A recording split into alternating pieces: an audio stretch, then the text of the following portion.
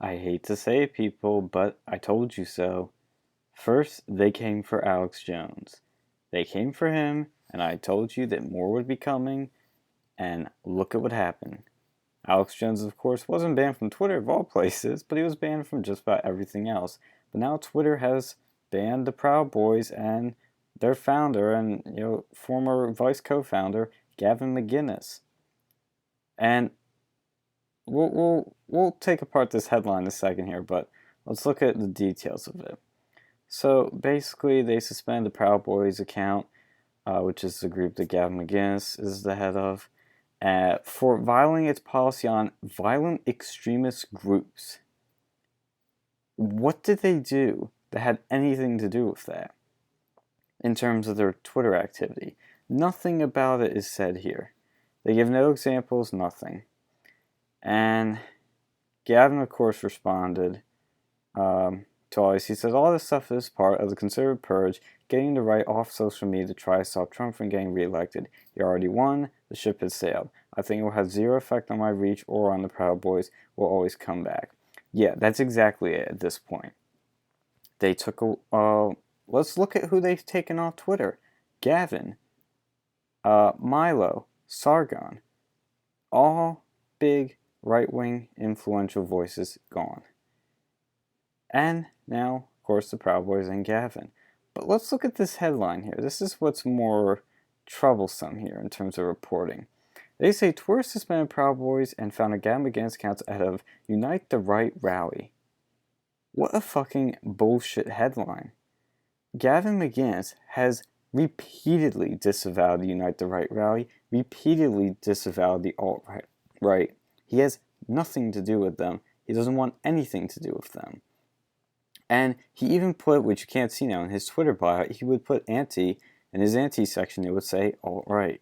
And when the first Unite the Right rally came up last year, he told the Proud Boys don't go to it. He literally publicly told people do not go to this rally because there's a bunch of racist scum there and it's a bad event. He told people that and he disavowed them. He did the whole shebang before it even happened.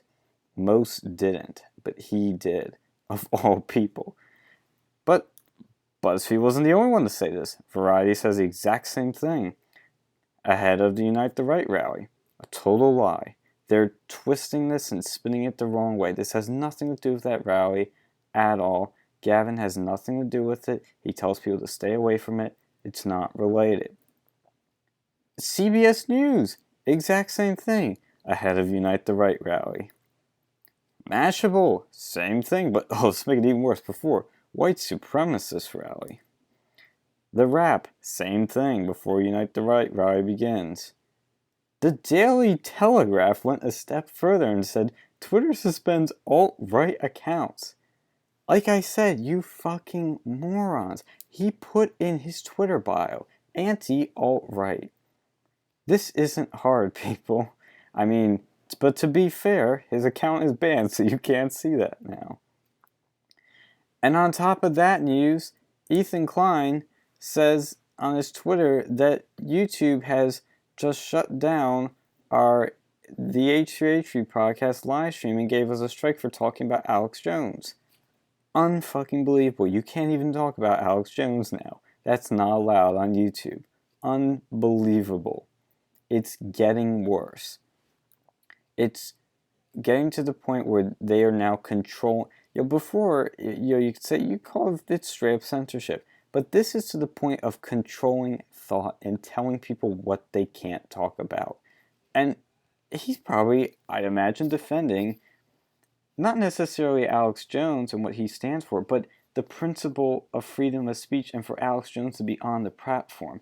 Ethan Klein, I bet you, was defending free expression and defending Alex Jones's right to be on the platform. I know people are going to say it's a private company, they can do whatever they want, but it's a monopoly, and Ethan Klein is probably, I haven't seen the video, but I'm just going to guess, is anti-censorship and pro-free Alex Jones.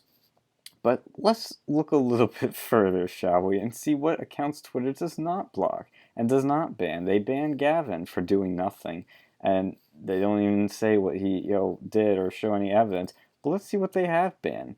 Well, looky here, Richard Spencer, leader of the alt-right. If he's their closest thing to a leader, he's not banned. Funny, isn't it?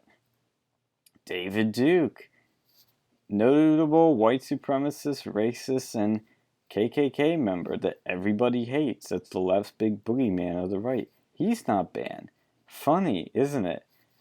And of course, I say that all sarcastically because they need a boogeyman to smear the right with. It's a total controlled opposition. They use these two guys as boogeymen. That's why they still have accounts, because they still want to say stupid shit, and they still want to be able to contact them about stupid shit. Oh, who's this? Harvey Weinstein. He hasn't tweeted because he deleted all his tweets, but do I need to say any more? Oh, Kevin Spacey. He's a, do I need to say any more about him either? Bill Cosby. Good old Bill, right? He's, abiding by Twitter service, policies and services, right? Oh, what's this? The Westboro Baptist Church. They're not banned either. And they have, as you can see by their banner, I think that might be hate speech. God hates fags, fear God. These are people that literally go to funerals and harass people. This is literal harassment. But their Twitter account is still here. And Gavin's is gone. And like I said about David Duke, you want to see proof as to my theory as to why they keep needing him as a boogeyman. Well, look, I just typed in his name, and look at what I got here. Defenders of Laura Ingraham. She's not a racist. You're just a snowflake. America's biggest racist. David Duke of the KKK. Yeah, basically they're saying, oh, he's defending Laura Ingraham. Look at all these verified Twitter people mentioning David Duke. Mika Brzezinski mentioning David Duke 11 hours ago. There we go. Laura Ingraham disavows David Duke. Again, she has to do that because he uses this boogeyman. If you don't disavow him, you're going to get shit for it. And I have to make super clear, I fucking hate David Duke. He's scum. He is, everything I hate. He's anti-freedom, anti-American. But I am pissed off at them that they keep dragging this guy out, giving him a platform just to smear the right. And that's what they always do. They go, oh, David Duke said this about you. You haven't disavowed yet. You must approve of David Duke. You must condone his views. No, it's because I don't give a shit about David Duke. Like, nobody does. The guy is irrelevant, but you keep digging him up like some old fossil. Look at this, NBC News on August 6th. David Duke talking about him because of the new Spike Lee movie. Look at all these verified Twitter users talking about David Duke. Verified leftists, I might add. The Daily Beast. Oh my God. Salon, imagine my shock. It just goes on and on and on. And this is why I keep trying to tell you people.